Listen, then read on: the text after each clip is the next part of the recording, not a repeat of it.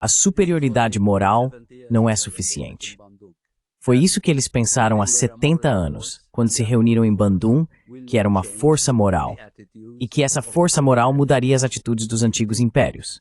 Não mudou. Portanto, o que esses países precisam fazer é desenvolver relações com outras potências, tanto grandes potências como China e Rússia, quanto potências regionais, para que tenham um pouco mais de margem de manobra. É por isso que concordo que a abordagem que eles devem adotar é ser o mais neutros possível. Neutros no sentido de construir relações com o maior número possível de países diferentes, para que não permitam que um país, seja ele qual for, os domine. Whatever that country is, dominate them.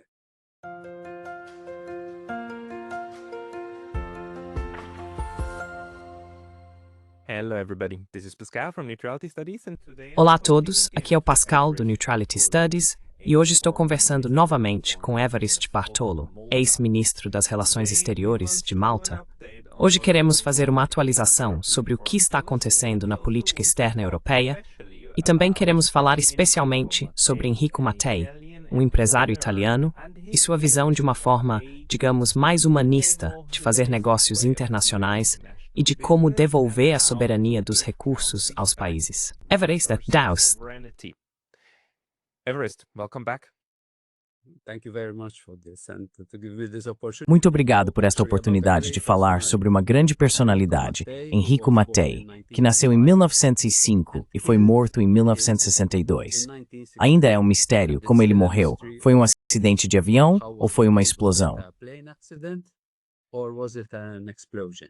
There are a lot of these Existem muitas dessas coincidências curiosas em que importantes estadistas europeus, que tentam trabalhar por uma visão alternativa da política mundial, morrem em acidentes de avião ou em circunstâncias misteriosas, como Olaf Palme.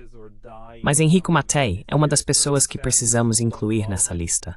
Podemos talvez começar falando sobre a vida dele? Você poderia explicar um pouco sobre quem ele foi e por que ele é importante? Why does he matter? Vamos dar um pouco de contexto histórico. Ele nasceu na Itália, em 1905. Eventualmente, ele vivenciou o fascismo. O que realmente o transformou foi a resistência contra o fascismo. No início, quando entrou para o movimento dos partisãs, havia muita desconfiança em relação a ele. Será que confiariam nele? Seria ele um infiltrado? Porque ele precisava trabalhar com comunistas. Uma coisa que Enrico Mattei aprendeu em sua vida foi a não ter nenhum preconceito ideológico sobre com quem trabalhar.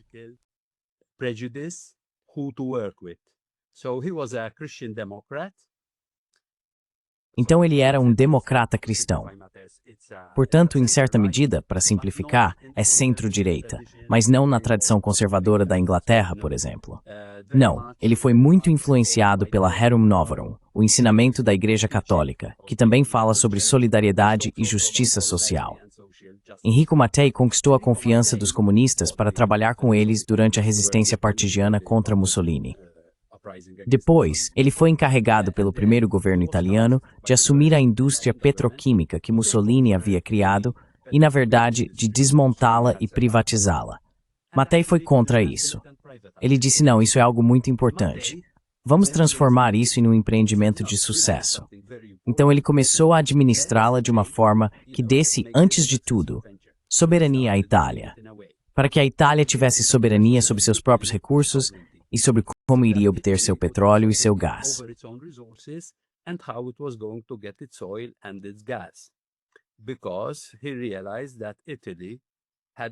Porque ele percebeu que a Itália havia saído do fascismo, mas agora enfrentava um novo grande problema, que ele via como um problema.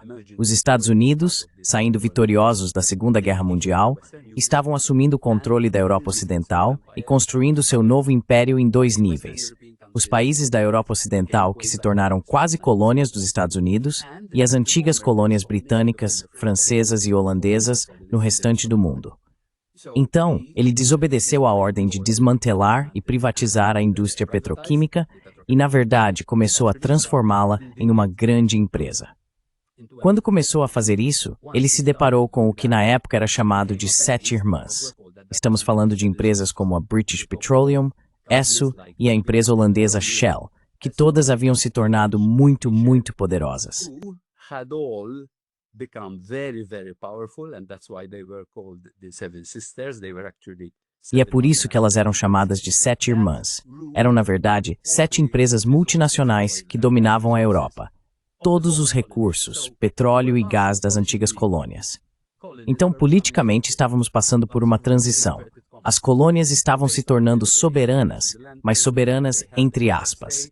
Começaram a tocar seus hinos nacionais, tinham seus chefes de Estado, seus chefes de governo, suas próprias bandeiras, mas a descolonização parou por aí porque, basicamente, suas relações econômicas e seus recursos continuaram sendo administrados, controlados e explorados pelos antigos impérios, pelas empresas dos antigos impérios. Enrico Mattei quebrou essa lógica. Ele foi para o norte da África, foi para o Irã e começou a dizer para eles, esses recursos são de vocês. Those resources are yours. It's up to you to manage them, and it's up to you. Cabe a você administrá-los e cabe a você tirar o máximo benefício deles para poder construir um sistema educacional, um sistema de saúde, uma infraestrutura que o torne independente. Uma conversa muito interessante com as autoridades tunisianas, por exemplo, foi: ouça, agora, se você quer ser soberano, precisa ter coragem para ser livre. Porque para ser livre é preciso coragem. Você não pode simplesmente nadar na corrente criada pelas novas grandes potências. Você tem que ser soberano e tem que ir contra os desejos daqueles que ainda querem controlá-lo. Eu disse, aprendi isso, que temos que fazer isso na Itália, porque na Itália conquistamos nossa liberdade do fascismo.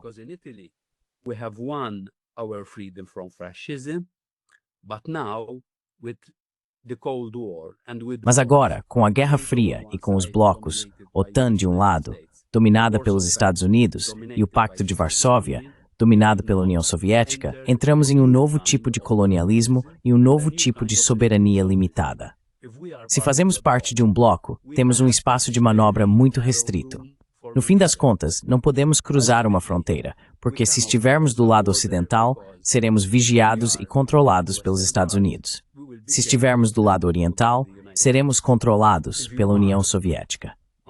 Na verdade, há estudos muito interessantes que mostram que por muito tempo as duas alianças não serviram para se confrontar, mas sim para controlar seus membros de maneiras diferentes.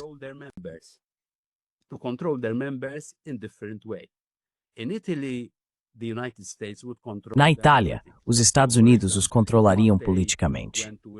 Então, por exemplo, se Mattei fosse ao Irã, e é muito interessante que hoje, se entrássemos no escritório central da Companhia Nacional de Petróleo do Irã, encontraríamos um grande retrato de Enrico Mattei pendurado lá. Se formos à Argélia, encontraremos um grande jardim com o nome de Enrico Mattei. Mas isso não é algo que aconteceu nos anos 50 ou 60. Na verdade, houve uma delegação italiana há 2 ou 3 anos, e foi nessa ocasião que inauguraram o jardim. Por que estou dizendo isso? Para mostrar que Enrico Mattei ainda é muito relevante, e ainda é visto como muito relevante, além de ser considerado uma forma alternativa para a Europa se relacionar com suas ex-colônias.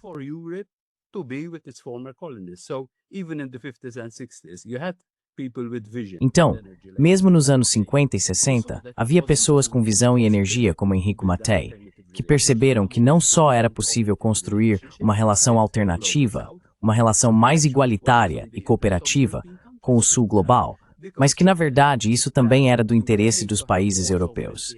Ele sentia que a maneira de ter mais soberania e mais voz nas decisões dentro da própria Itália era fazer o mesmo com países como Tunísia, Argélia, Líbia, Irã e, eventualmente, também com a União Soviética e a China.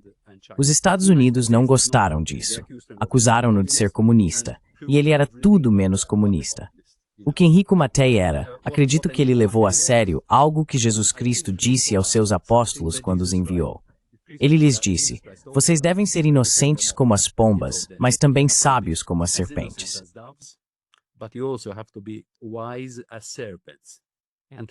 E ele era ambos. Tinha boas intenções, mas também sabia agir com astúcia em um mundo difícil. Now, how did he do that? Because he didn't have a public office, right? Agora, como ele fez isso? Porque ele não tinha um cargo público, certo? Ele era puramente e simplesmente um empresário. E tinha ideias sobre como colocar esse negócio de recursos a serviço dessas ex-colônias, mas também a serviço da Europa, que deveria se emancipar dessa política de blocos. E tivemos vários políticos famosos que seguiram esse caminho na Europa. Novamente tivemos Olof Palme na Suécia, Urho Kekkonen na Finlândia, e Kekkonen, claro, se afastando dos soviéticos com esse curso neutro. Tivemos Bruno Kreisky e os austríacos. E agora, a Itália era, claro, um membro da OTAN, mas havia pessoas na Itália, como Mattei, que achavam que deveria haver outros caminhos. Então, como empresário, como ele lidou com isso? Ele era diferente porque, no caso dele, era um empresário que trabalhava para uma empresa estatal. Isso é importante. É daí que vinha seu poder político. Ele não era o CEO, presidente ou líder de uma empresa privada. Na verdade, era uma empresa estatal porque ele se recusou a privatizá-la. Ele dizia que a Itália precisava dela. Que a Itália precisava dela para poder se desenvolver. E ele conseguia fazer isso. Como eu disse, ele era um operador muito habilidoso. Ele começou a ganhar muitos contratos nesses países, porque esses países perceberam que fazia mais sentido, em primeiro lugar, ter um contrato que lhes desse 75% dos lucros e não 50% dos lucros, como as empresas britânicas, americanas, holandesas e francesas ofereciam.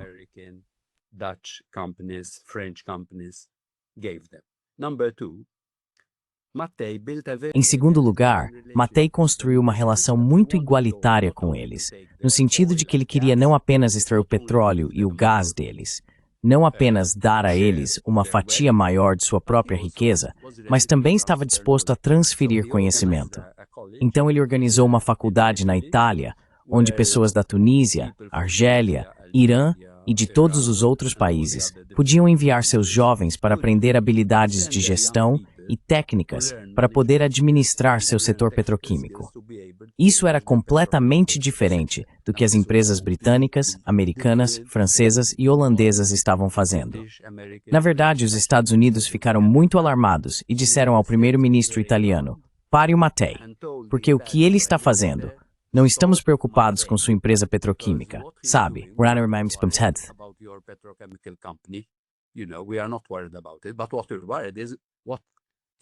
Mas o que nos preocupa é o que está acontecendo nesses países, porque está sendo oferecida uma alternativa. E isso ameaça a dominação ocidental nesses países. Agora, esse discurso acontecia enquanto, de forma muito nobre, todos diziam nesses países que concordavam com a descolonização, que todos os países, independentemente do seu tamanho, deveriam ser livres.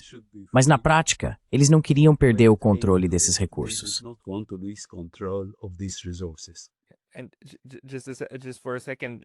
E só por um segundo, a parte mais famosa do neocolonialismo é, claro, a armadilha da dívida, certo?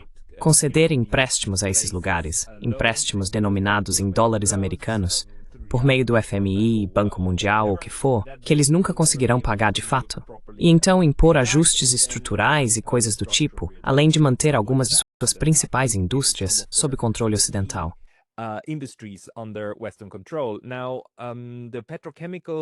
Agora, a indústria petroquímica é um dos pilares fundamentais disso. Você pode explicar rapidamente por que o setor petroquímico é tão importante, além do valor do próprio petróleo? Ele também é importante no downstream, certo? E, aliás, todas as ex-colônias bem-sucedidas tinham suas próprias indústrias petroquímicas, até mesmo no Sudeste Asiático, como Singapura.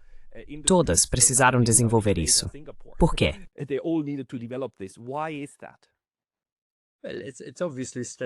Bem, é obviamente estratégico, porque é um recurso do qual a economia precisa para avançar.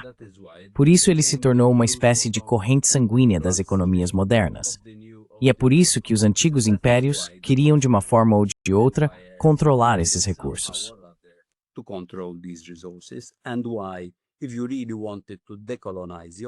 E por isso, se você realmente quisesse descolonizar seu país, também teria que descolonizar as relações estruturais, como seus recursos estavam sendo utilizados e como as empresas e, obviamente, as grandes potências que apoiavam essas 7 irmãs queriam controlá-los. É por isso que o que Enrico Mattei fez ainda é muito relevante. Porque até mesmo a armadilha da dívida que você mencionou, e mesmo se olharmos hoje para a relação, vamos pegar apenas um continente. Por exemplo, a relação entre a Europa e a África, o volume de fluxos financeiros ilícitos que saem da África, em termos de evasão fiscal, corrupção e acordos extremamente desfavoráveis para esses países, esses fluxos ilícitos são, na verdade, maiores do que o investimento estrangeiro direto que entra na África.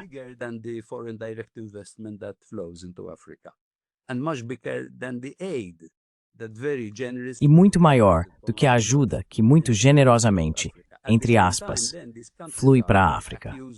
Ao mesmo tempo, esses países são então acusados de serem corruptos, de terem uma governança ruim. Eles são culpados pela relação extremamente desigual entre o Ocidente e eles próprios. Por isso, Mattei ainda é muito relevante. E é por isso que acho que ele foi considerado muito incômodo e importante de ser removido. Especialmente quando também fez acordos com a União Soviética e com a China. Não só para comprar, mas no caso da União Soviética, para obter petróleo e gás de lá. E os americanos disseram, por que estamos comprando petróleo e gás de lá? Ele respondeu, bem, o que eles estão nos oferecendo é muito mais barato do que o que vocês estão nos oferecendo. É por isso que queremos ir até eles.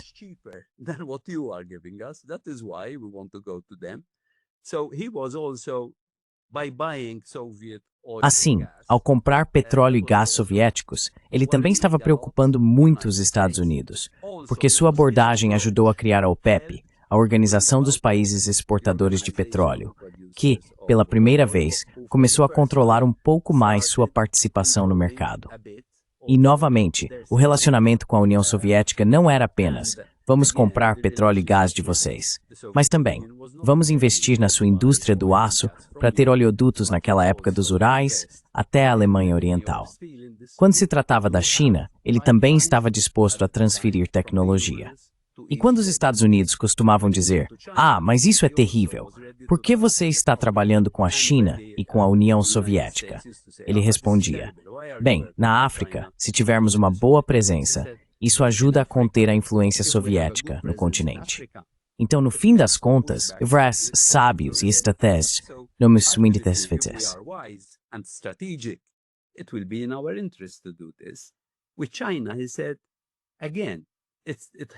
Com a China, ele disse novamente, isso os ajuda a se manterem afastados da dominação soviética. Então ele tinha uma maneira muito astuta de agir, muito autoconfiante e muito determinado, porque estava sendo intimidado ali. Por exemplo, há um episódio em que ele está na Tunísia e uma empresa francesa o aborda e diz, não, vocês não vão construir uma refinaria aqui. Precisamos das refinarias na França, para que a Tunísia e os outros países permaneçam apenas como exportadores de produtos primários. Eles não refinam o petróleo. Eles não produzem diferentes derivados. É para mantê-los totalmente dependentes. Veja bem, estruturalmente, isso ainda é assim. Se você observar o que a Europa importa da África e o que exporta para a África, a Europa só se interessa em importar produtos primários.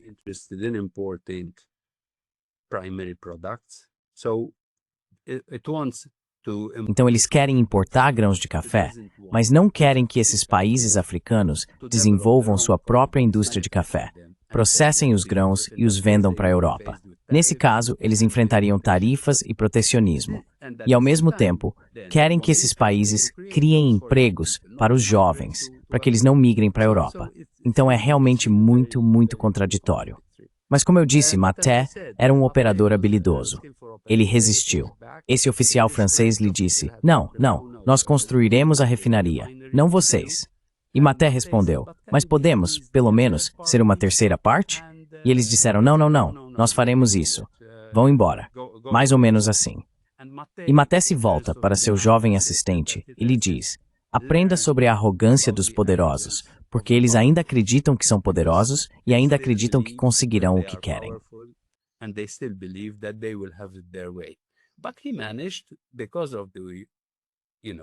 Mas ele conseguiu, por causa das condições que ofereceu a esses países, obter muitos contratos e conseguiu construir uma rede muito forte. Ele ajudou esses países a terem confiança em si mesmos para se tornarem mais soberanos na forma como geriam seus próprios recursos. Ele também sugeriu que começassem a criar um fundo soberano. Porque a riqueza desses países deveria ser transferida para o norte para se tornar fundos de riqueza lá, enquanto ao mesmo tempo esses países permanecem pobres em termos do capital necessário para desenvolver sua infraestrutura, seus sistemas de saúde, seus sistemas educacionais e, neste caso hoje, para desenvolver seus sistemas de internet. Então eu repito, continuo repetindo isso.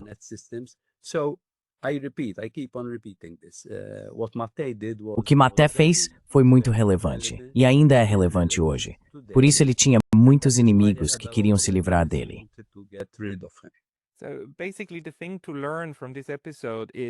Então, basicamente, o que se aprende com esse episódio é que ter matérias-primas não é nem de longe suficiente, certo? E a economia moderna, como a economia neoclássica e muitos pensadores econômicos, na verdade deram um nome para o fenômeno em que lugares com muitos recursos acabam muito pobres, e chamam isso de maldição dos recursos. Como se fosse algo, sabe, que Deus coloca sobre você. Mas a maldição dos recursos é muito simples. Trata-se de mecanismos de exploração. E não é só tirar as coisas do solo e basicamente roubar e levar embora. Também envolve dificultar e impedir o desenvolvimento da manufatura local, certo? Manufacturing from developing, right? Because that would make you climb up the value chain. Porque isso faria você subir na cadeia de valor.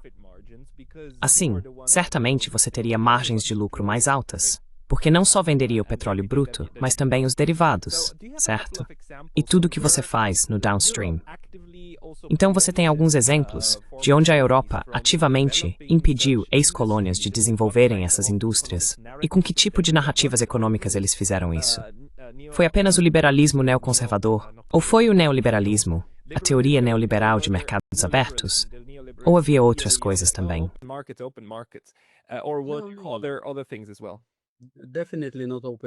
Definitivamente não são mercados abertos. E especialmente mesmo se você olhar hoje para a relação entre a União Europeia e a África, a União Europeia negocia com os países africanos individualmente, mas não lida com a União Africana como um todo.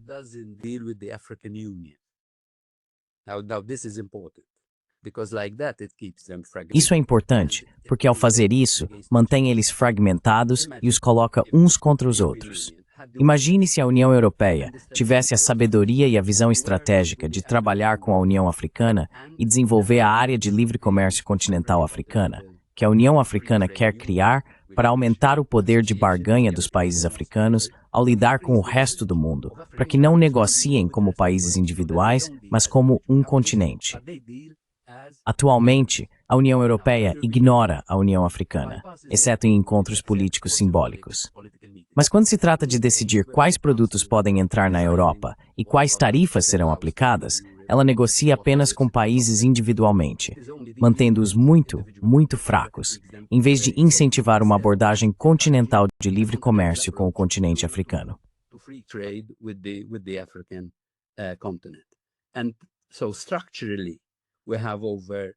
E estruturalmente, mais de 60% dos produtos que a União Europeia importa da África são produtos primários, principalmente energia e alimentos, enquanto exporta para a África bens manufaturados, tecnologia e serviços.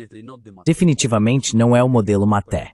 Não se trata de construir uma relação cooperativa em que você também transfere recursos, em que transfere conhecimento, em que permite que seu país importe produtos produzidos na África. Agora, por causa dessa abordagem, a Europa está perdendo espaço para a China, na África, para a Rússia, para a Turquia, para os Emirados, porque esses países construíram uma relação diferente com os africanos.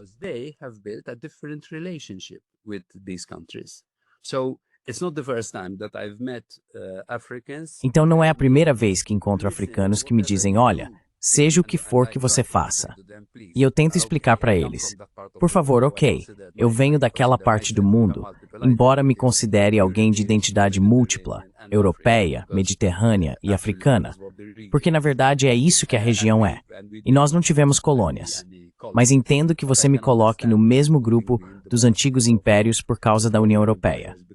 E eles me dizem, vocês nos devem tanto como Europa, que tudo o que nos dão, sentimos que estão apenas pagando suas dívidas. Outros países que vêm aqui não têm esse legado colonial e tentaram à sua maneira, obviamente também por interesse próprio, vamos deixar isso bem claro, mas pelo menos têm uma relação diferente conosco. Very clear, but at least they have a different relationship with us. It's not the continuation of colonialism. Sabe, não se trata da continuação do colonialismo por outros meios. Infelizmente, isso continua. Mesmo se você olhar hoje, Pascal, para o Global Gateway, que a União Europeia criou como resposta à Belt and Road Initiative, a nova Rota da Seda desenvolvida pela China. No relacionamento do Global Gateway com a África, há obviamente uma unidade que lida com a relação entre a União Europeia e a África, mas não há nenhum africano sentado nessa unidade. Então, é sempre sobre o que queremos de vocês, o que queremos que vocês façam por nós. E não vamos sentar juntos e ver o que podemos fazer juntos. Esse era o modelo cooperativo de Maté. Vamos sentar juntos e ver o que podemos fazer para benefício mútuo. Sabe, não se trata de mudar uma relação de superioridade sobre você. It's not changing a relationship from being superior to you. Now I want to become inferior to you. No, let's become equal partners. Agora, eu não quero me tornar inferior a você. Não, vamos nos tornar parceiros iguais. Mas a União Europeia ainda acha isso muito difícil de fazer. E precisa, especialmente no momento em que o Ocidente está em declínio. É importante para a União Europeia, com uma boa dose de humildade e empatia, construir uma relação diferente com o resto do mundo. Isso é do seu interesse, em vez de, você sabe, tentar reacender e estender a nostalgia imperial. Eles obviamente não chamam isso de nostalgia imperial, mas é assim. É uma pena que essa mentalidade ainda exista. Uma pena.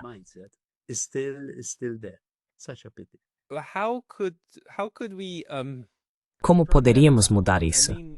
Quero dizer, as lições de Maté, de certa forma, são lições estranhas porque tratam do que pessoas de um antigo estado colonizador deveriam fazer para contribuir com o mundo.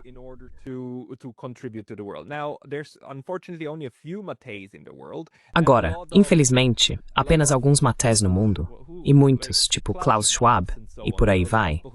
Você sabe, aquelas pessoas que tentam sugar o mundo e deixá-lo seco, certo? Mas se a África e outras ex-colônias querem não só defender seus interesses, mas também se desenvolver, quais são as lições do Maté? Por exemplo, que tal incluir transferência de conhecimento nesses contratos? Então vocês têm que nos educar. Como Gana, se Gana vende todos esses grãos de cacau para a Suíça, então a Suíça deveria de fato levar alguns ganeses todo ano e mostrar para eles as fábricas e ensiná-los como as fábricas funcionam, para que Gana possa começar a produzir seu próprio chocolate, certo? Em vez de apenas exportar os grãos. Isso seria algo possível? Sim, claro. Não, Pascal. Isso faz muito sentido, e na verdade mostra que é possível. Então, voltando ao que você estava dizendo antes, a geografia e a geologia são muito importantes. Os recursos naturais são muito importantes. Os alimentos que você cultiva são muito importantes. Os recursos que você possui são muito importantes. Mas então, tanto da parte dos antigos impérios, neste caso, digamos, a Europa, a União Europeia, mas também da parte dos países africanos, se estivermos falando dos países africanos, mas poderíamos muito bem estar falando da América Latina e também da Ásia, é importante que eles também tenham autoconfiança para se impor. Isso não pode ser uma relação baseada apenas em ser gentil com os outros. Eles realmente precisam aprender a se impor. E eles estão aprendendo a se impor.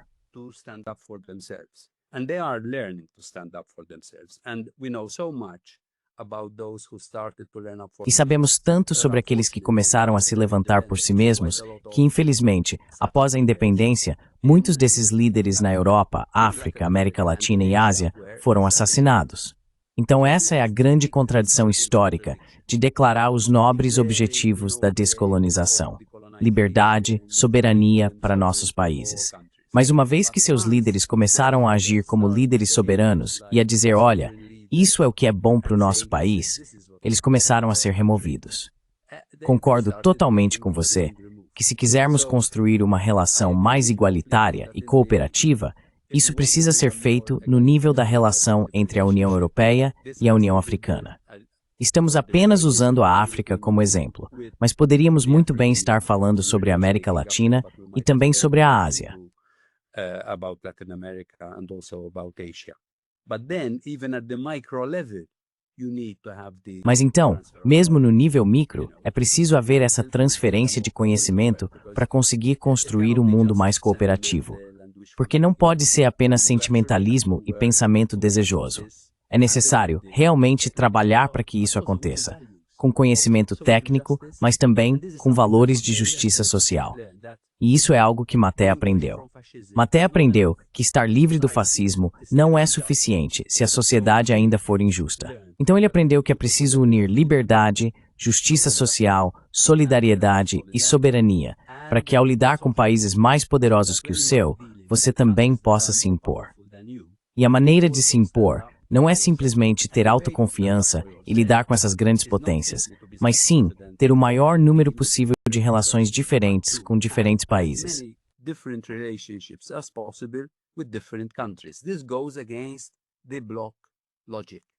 Isso vai contra a lógica dos blocos. E é por isso que naquela época, o Departamento de Estado ficou muito alarmado com Mattei e disse, ele está sendo neutralista. Isso é muito perigoso. Sabe, porque eles sabiam que não podiam acusá-lo de ser um agente da União Soviética ou da China, mas ficaram muito preocupados com o fato de ele querer construir o máximo de vínculos possíveis com o maior número de países, para que nenhum país o dominasse. Esse é o benefício de um mundo multipolar, onde você não é controlado por uma única capital, entende? E acho que é nesse ponto de encruzilhada que estamos agora. É isso. Maybe we need to discuss this a little bit because there's this weird E talvez a gente precise discutir isso um pouco, porque existe essa estranha compatibilidade entre capitalismo e hegemonia, já que ambos são estruturas que naturalmente levam a monopólios. Acho que a ideia de monopólio é realmente importante para a hegemonia econômica sobre um lugar, certo? Primeiro você é o único que tem os recursos, depois você pode definir os preços, eliminar a concorrência e estabelecer os termos do acordo. Tudo isso funciona junto em um mundo unipolar, certo? Agora, se falarmos de um mundo multipolar, como é que, digamos, os países africanos, qual seria a maneira mais rápida e inteligente para eles recuperarem a soberania sobre seus recursos?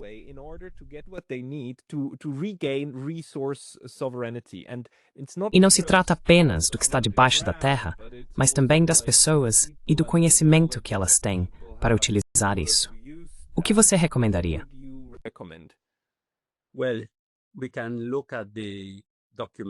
Bem, podemos analisar os documentos que estão sendo emitidos pela União Africana, as estratégias para retomar o controle dos seus recursos. Existem países que já estão fazendo isso. Se você também observar o que está acontecendo em Burkina Faso, a forma como isso é noticiado na mídia ocidental é que houve um golpe. O outro lado da história é que o país expulsou os franceses. Sim, trouxe a Rússia, porque não pode haver um vácuo. Mas, ao mesmo tempo, está recuperando o controle de seus recursos.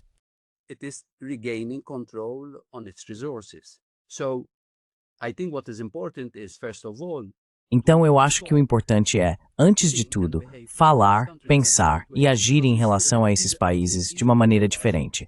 Porque ainda temos, acho que mesmo aqueles de nós que lhes desejam o bem, ainda tendemos a pensar nos africanos como vítimas, sabe? Não. Também precisamos mudar nossa atitude em relação a eles. Quando você conhece muitos jovens africanos, eles sabem o que precisam fazer, como construir seu país e como trabalhar juntos. Devemos nos aliar a eles e devemos ouvi-los. Devemos aprender a ouvi-los e devemos aprender a conhecê-los nos termos deles, não apenas nos nossos. Não é fácil, mas precisamos fazer isso.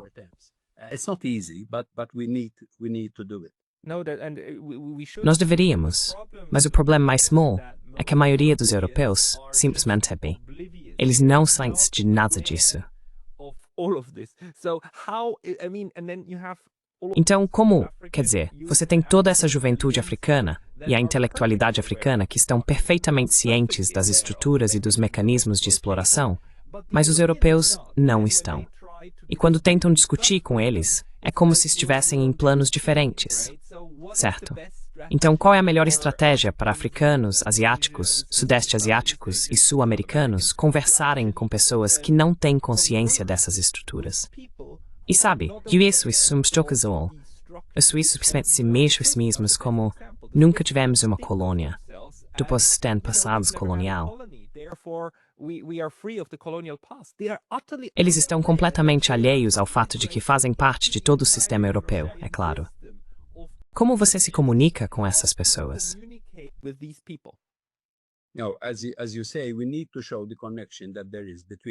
Como você disse, precisamos mostrar a conexão que existe entre o capitalismo internacional e a continuidade do colonialismo e da hegemonia, embora agora isso esteja sendo seriamente desafiado e ameaçado. Temos novos movimentos sendo criados em vários países e continentes, como aconteceu com Bandung, como aconteceu com o movimento dos não alinhados e agora como acontece com o BRICS. Precisamos trabalhar com esses países.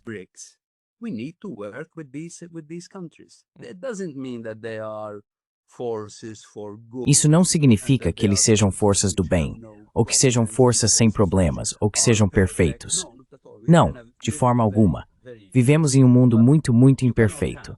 Mas não se pode ter soberania sem ter liberdade nacional e sem ter um sistema econômico justo. Não dá para simplesmente dizer, vamos manter as relações econômicas estruturais que temos, que são dominadas pelo Ocidente, e ao mesmo tempo ter soberania política.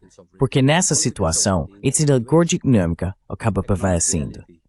Vermai, epithet thermfenachel step skemgord, evivissime. And the economic system. They are indivisible. And that is why I still believe that the Charter of the United Nations, which E é por isso que ainda acredito que a Carta das Nações Unidas, que fala sobre trabalhar por um mundo livre do medo e da necessidade, ainda é muito relevante, porque tendemos a celebrar aqueles países que tiraram milhões de pessoas da pobreza. E isso é bom. É importante alimentar milhões. Mas, ao mesmo tempo, é importante libertar milhões. Portanto, trata-se de liberdade em relação ao medo, o que significa que você precisa ser livre e precisa ser alimentado. Não basta ser alimentado e não ser livre, ou ser livre e não ser alimentado. Por isso ainda é importante combinar uma ideia de democracia que una tanto a política quanto a economia.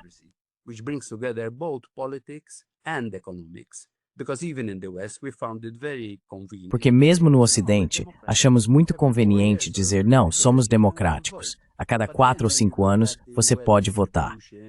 Mas então, quando você olha para a distribuição de riqueza, para a acessibilidade à moradia, para o sistema de saúde, para a educação, para os serviços sociais, e especialmente nas decisões de hoje tão míopes e suicidas, de passar de um estado de bem-estar social para um estado de guerra, em vez de investir em infraestrutura e, sabe, em seres humanos, saúde, educação e serviços sociais, vamos investir em armamentos, porque isso seria um atalho para reavivar nossas economias, o que nem faz sentido econômico.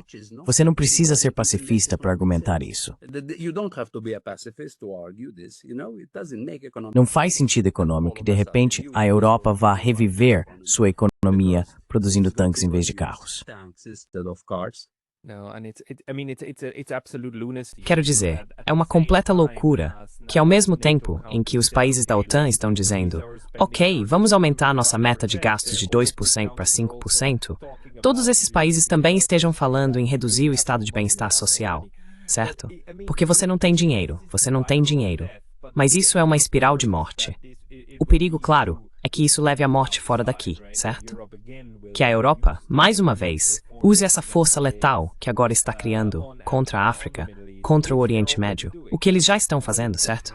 Quero dizer, o caos que foi criado, inclusive na Líbia, claro, inclusive na Síria, e tudo ao redor de Israel, basicamente, tudo que está pegando fogo e em chamas, é um projeto euroatlântico.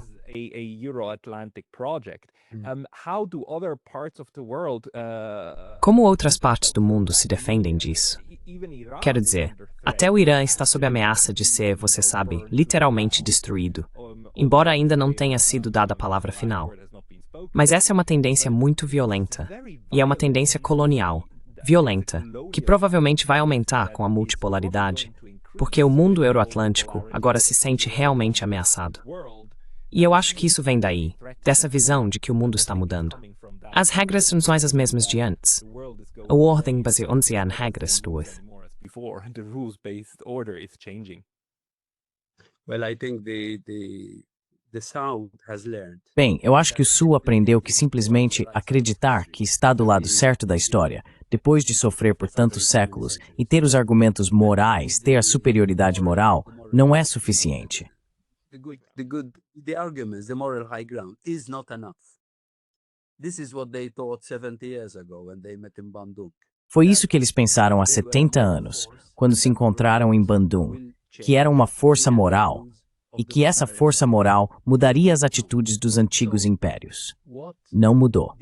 Então, o que esses países precisam fazer é desenvolver relações com outras potências, tanto grandes potências como China e Rússia, quanto potências regionais, para que tenham um pouco mais de margem de manobra. E é por isso que concordo que a abordagem que eles devem adotar é ser o mais neutros possível. Neutros no sentido de construir relações com o maior número possível de países diferentes, para que não permitam que um país, seja ele qual for, os domine. Agora, é exatamente isso que o Ocidente hegemônico, não quer. The West, the hegemonic West does not want. I was in Trinidad recently. Recentemente estive em Trinidad, conversando com o ex-primeiro-ministro. E ele me disse, para nós faz muito sentido desenvolver nossos campos de petróleo e os campos de gás entre Trinidad e Venezuela, desenvolvê-los juntos com a Venezuela. Mas os Estados Unidos nos dizem, não trabalhem com a Venezuela, sem se importar com o impacto que isso terá na qualidade de vida, no padrão de vida do povo trinitário. Por isso, é muito importante que esses países tenham confiança para desenvolver relações, mesmo que possam ser considerados dentro da esfera de influência de uma grande potência, mas ao mesmo tempo busquem e mantenham boas relações com outros países.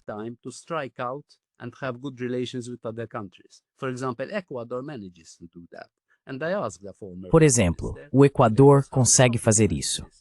E eu perguntei ao ex-ministro das Relações Exteriores galegos, como vocês conseguiram isso? Ele disse, bem, nós dizemos aos Estados Unidos que, se não tivermos boas relações com a China, que investe em nós e ajuda a desenvolver nossa economia, vocês terão mais barões da cocaína atuando no Equador, e o problema de cocaína de vocês vai aumentar. Porque, se não tivermos uma economia viável, o que vai tomar o lugar dela? O cultivo e o comércio de coca. Então é preciso ter esse tipo de autoconfiança para se impor. Nesse caso, Pascal, a qualidade da liderança é muito importante.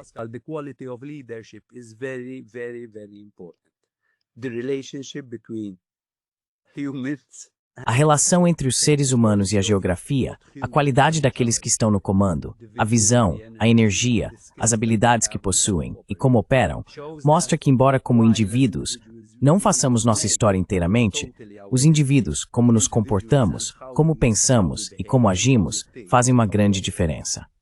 Mattei é um exemplo disso. Ele foi um indivíduo que ultrapassou limites, criou novas condições que antes não existiam. Na verdade, depois que ele foi assassinado em 1962, a Itália voltou a ser uma quase colônia dos Estados Unidos, inclusive no que diz respeito à energia e ao petróleo, porque as empresas americanas voltaram a vender para eles o petróleo do qual Mattei não queria se tornar totalmente dependente, pois sabia que isso resultaria em uma soberania muito limitada, que outros países teriam o controle.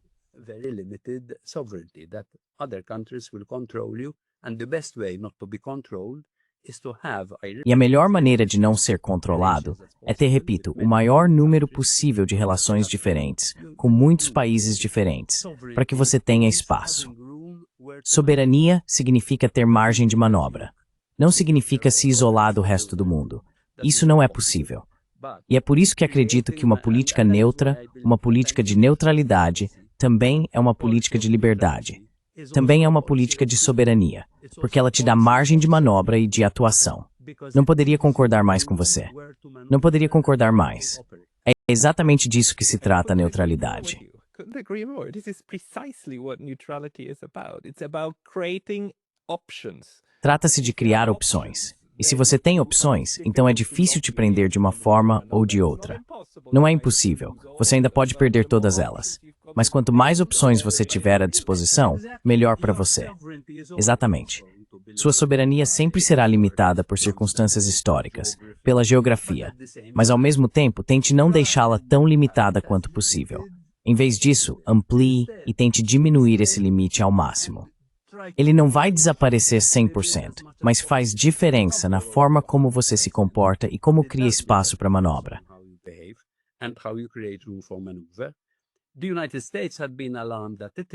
Os Estados Unidos estavam alarmados com a Itália por desenvolver relações tão boas com o Mediterrâneo, com países africanos, com a União Soviética e com a China, porque embora fizesse parte da OTAN em sua política externa, e isso não era só o Mattei.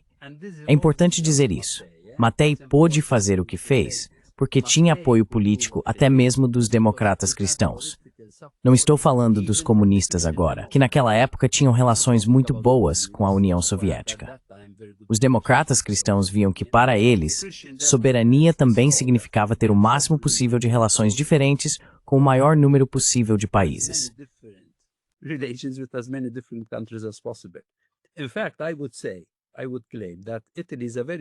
Na verdade, eu afirmaria que a Itália é um país muito interessante, pois militarmente fazia parte da OTAN, mas politicamente tinha uma política de neutralidade sem ser chamada por esse nome.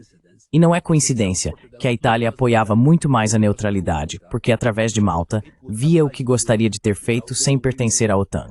Tinha políticos como Fanfani, Andreotti e Moro, todos democratas cristãos, que sabiam que soberania significa não permitir que uma grande potência te domine completamente, mesmo que essa grande potência seja os Estados Unidos.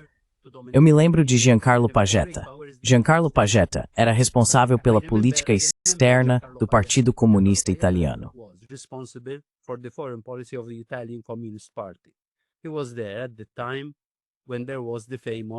Ele estava lá na época em que houve o famoso, os italianos chamam de Lo Strappo, que é a ruptura com Moscou, para construir um novo movimento comunista na Europa, que infelizmente depois perdeu força. Isso foi o eurocomunismo. Combinar a democracia, a justiça social do comunismo, mas com o sistema político da democracia liberal. Após o famoso discurso de Berlinguer em Moscou dizendo, olha, não vamos mais aceitar ordens de Moscou, temos que construir nossa própria estratégia. Andreotti, que era responsável pela política externa do governo democrata cristão naquela época, foi até Giancarlo Pagetta e lhe disse, agora, não exagere, é importante que vocês mantenham um bom relacionamento com Moscou também, porque senão seremos totalmente vassalos dos Estados Unidos.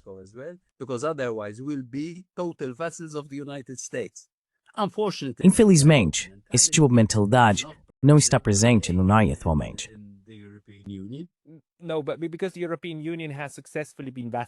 Não, mas como a União Europeia foi mentalmente vassalizada com sucesso pelos Estados Unidos, isso deveria servir de lição sobre o que não fazer para todos os outros. E acho que isso é intuitivo para asiáticos do Sudeste e do Leste, africanos e sul-americanos. É muito instrutivo o que está acontecendo com a União Europeia por causa do rumo que as coisas estão tomando. Mas uma coisa é importante enfatizar, que os euro-americanos, esse grupo atlantista, não têm a capacidade de pensar de forma multidimensional. Por isso, eles sempre acham que, se outro país lá não é dependente de nós, automaticamente deve ser dependente do outro. É daí que vem toda essa acusação da armadilha da dívida chinesa.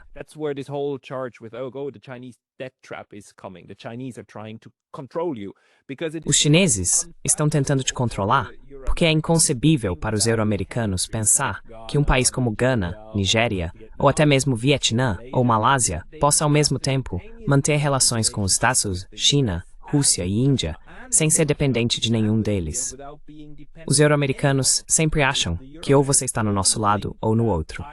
Então isso é algo que realmente não faz sentido para eles.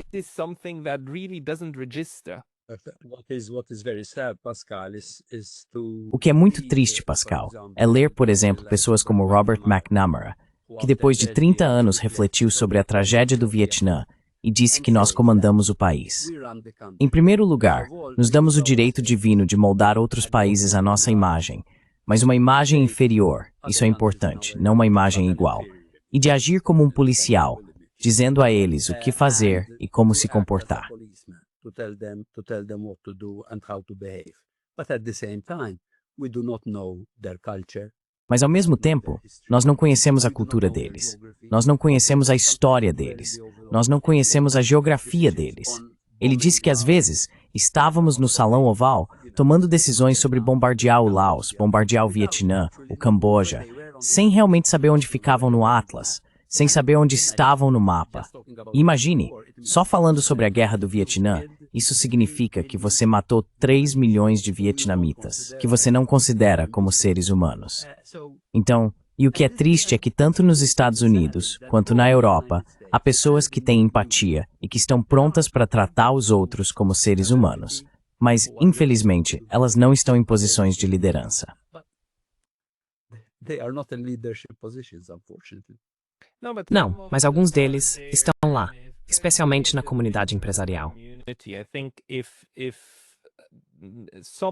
Acho que, se partes soberanas, ou inclinadas à soberania do mundo, o sul global, quiserem fazer isso da maneira certa, então deveriam tentar encontrar pessoas que realmente compreendam sua posição estratégica.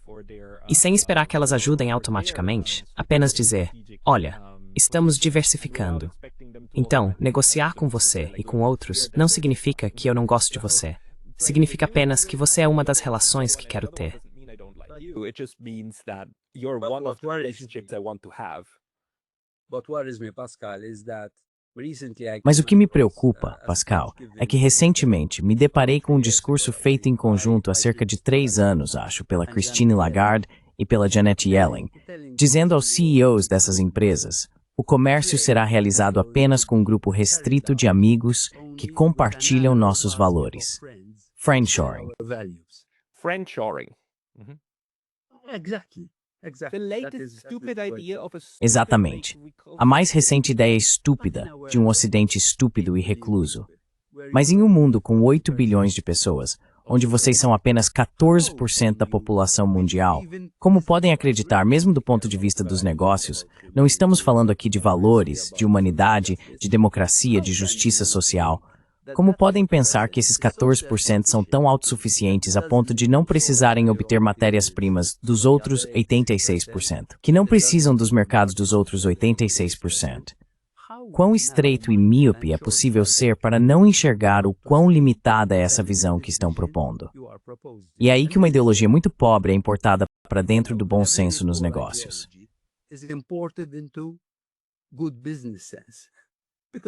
Que nem faz sentido do ponto de vista comercial falar assim. Sabe, deixa os 14% negociarem só entre eles mesmos. É porque eles não percebem isso. Eles ainda têm a mentalidade colonial de pensar que, no fim das contas, o mundo pertence a eles. No fim das contas, eles vão lá e pegam. E você sabe, por muito tempo, isso funcionou. E isso também é uma das explicações, para mim, de por que o Irã é tão cuidadoso com seu alinhamento múltiplo. Porque lembra que em 1942 foram os britânicos e os soviéticos que o invadiram juntos, porque não queriam que tivessem uma relação comercial com os alemães. Certo?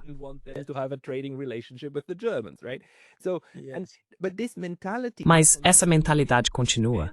E existe o risco de que os Estados Unidos e a Europa estejam agora se preparando para, mais uma vez, terem a possibilidade de intervir com força militar, certo?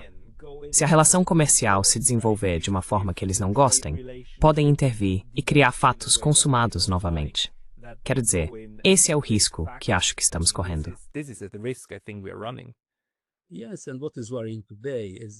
Sim, e o que preocupa hoje é que, quero dizer, se você olhar para os últimos 500 anos, quando esses períodos aconteceram, há um império em declínio e outra potência em ascensão. Normalmente, infelizmente, esse choque, esse conflito, não é resolvido de forma pacífica. Ele é tratado por meio de guerras. Mas pela primeira vez na história da humanidade, as partes em disputa possuem o poder nuclear para destruir uma a outra e o restante da humanidade.